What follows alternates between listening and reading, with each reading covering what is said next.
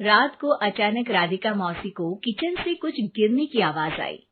उन्होंने बाहर निकल के देखा तो किचन में उन्हें कोई सफेद साड़ी में दिखा। वो चीख पड़ी, हे भगवान, आलतू जलाल तू आई भला को टाल तू, आलतू जलाल तू आई भला को टाल तू। राधिका मौसी को चीखते सुनकर श्रवण बाहर आता है भागते हुए। अरे माँ, क्या हुआ? क्या देख लिया? दादी माँ आ गई क्या सपने में? अरे बेटा, रसोड़े में देख तो कौन है? श्रवण रसोड़े में झांक कर देखता है और उसे कोई नहीं दिखता अंदर। अब रसोड़े में तो कोई नहीं है माँ। कोई सफेद साड़ी में नहीं है क्या? नहीं माँ, कोई भी नहीं है। चिल्लम चिल्ली की आवाज सुनकर काजल भी वहां आ जाती है। अब क्या हो गया माँ जी? अरे बेटा, रसोड़े में एक चुड़ैल थी सफेद साड़ी में। अरे क्या कर रही थी वो अंदर? अरे बताया नहीं, कल आएगी ना तो पूछ लूंगी। चुड़ैल जी, आपका क्या प्लान है? माँ जी, रात बहुत हो गई है, आपने कोई बुरा सपना देखा होगा, चलिए सो जाइए। राधिका मौसी सोने तो चली जाती है, पर उनको रात भर नींद ही नहीं आती। वो कुछ भी उलझुल बातें सोचने लगती है। कहीं चुड़ैल की वजह से तो घर में टेंशन नहीं हो रहा, कहीं उसी की वजह से तो वो दादी नहीं बन पा रही।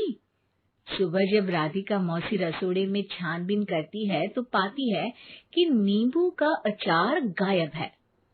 चुड़ैल नींबू का अचार ले गई, मुझे तो ठीक नहीं लग रहा कुछ। चुड़ैल को भी पता है कि जिंदगी का असली मजा तो खट्टे में ही है। राधिका मौसी झट से श्रवण को फोन कर देती है। बेटा, मुझे समस्या समझ में आ गई है, हमें एक तांत्रिक की जरूरत है। अरे क्या बोल रही हो माँ, तांत्रिक की क्या जरूरत है? आप पूजा पाठ तो कर ही रही हो ना। आलतू जलालतू मंत्र सारे फालतू जैसे कुछ मंत्र पढ़ो, चली जाएगी अपने आप चुड़ैल। अरे नहीं बेटा, कभी चुड़ैल को कम नहीं समझते। अरे तुझे पता भी नहीं चलेगा कि कभी वो छल करके काजल की जगह घर की बहू खुद बन जाएगी। क्या माँ, कुछ भी बोल रही हो? कहाँ काजल और कहाँ चुड़ैल? वैसे एक बात बताओ, काजल को अगर गाने के लिए बोल देना तो चुड़ैल काजल की आवाज सुनकर घर तो क्या धरती लोग छोड़कर चली जाएगी। तुम ना पढ़े लिखे बच्चे हर चीज को मजाक समझते हो। तुम रहने दो, मैं खुद ही तांत्रिक को बुला लेती हूँ। अच्छा सुन, शाम को इमली लेके आना। क्या है कि चटनी खाए बहुत दिन हो गए है ना। नहीं माँ, इमली तांत्रिक से ही मंगवा लो ना, आटा वगैरह भी उसी से पिसवा लेना। देखो मुझे काम करना है। श्रवण रात को कई तरह की सब्जियों के साथ माँ के कहने पे चटनी के लिए इमली भी ले आया था, लेकिन राधिका मौसी के दिमाग में अलग ही फिल्म चल रही थी। उन्हें अब सिर्फ शक ही नहीं यकीन होने लगा था कि शायद चुड़ैल ने श्रवण पर अपना जाल बिछा दिया था, जिस वजह से श्रवण उनकी बात ही नहीं मान रहा था। पर कोई नहीं, आने वाली रात में राधिका मौसी खुद तैयार हो गई चुड़ैल को पकड़ने के लिए।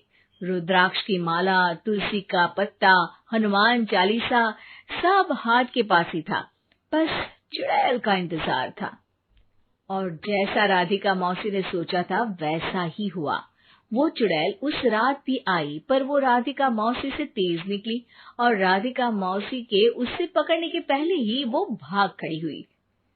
जरूर बहू पे साया है उस चुड़ैल का, तभी तो श्रवण के कमरे में गई है। और अगली सुबह राधिका मौसी पिछली रात हुए हमले में किन चीजों का नुकसान हुआ उसका हिसाब लगा रही थी।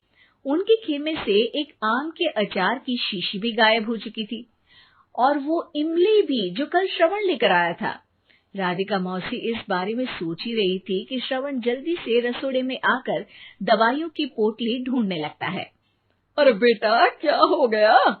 अब माँ, वो काजल की तबीयत खराब है, बहुत घबराहट हो रही है उसे। हे भगवान, मैंने पहले ही कहा था कि तांत्रिक को बुला लेते हैं, पर नहीं। अब देखो, उस चुड़ैल ने काजल को अपने वश में करना शुरू भी कर दिया है। हालांकि श्रवण भूतों में विश्वास नहीं करता था, पर अब वो भी डर जाता है और राजी हो जाता है एक तांत्रिक को बुलाने के लिए। कुछ ही घंटों में तांत्रिक आ जाते हैं और राधिका मौसी तांत्रिक जी को सब बता देती है। घोर संकट, घनघोर संकट, चुड़ैल को मारू जोर चाकट, ओम भट स्वाहा खटखा के आहा। अरे ये क्या मंत्र है?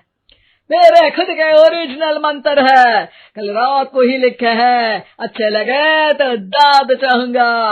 एक और मंत्र सुनो, अर्ज किया है आब्राकडाब्रा, दिल्ली बम्बई आगरा, चंदा मामा सोवरले सुरन मामू जारा। ये मंत्र है? अरे कोई 40 वालीसा पढ़ो ना।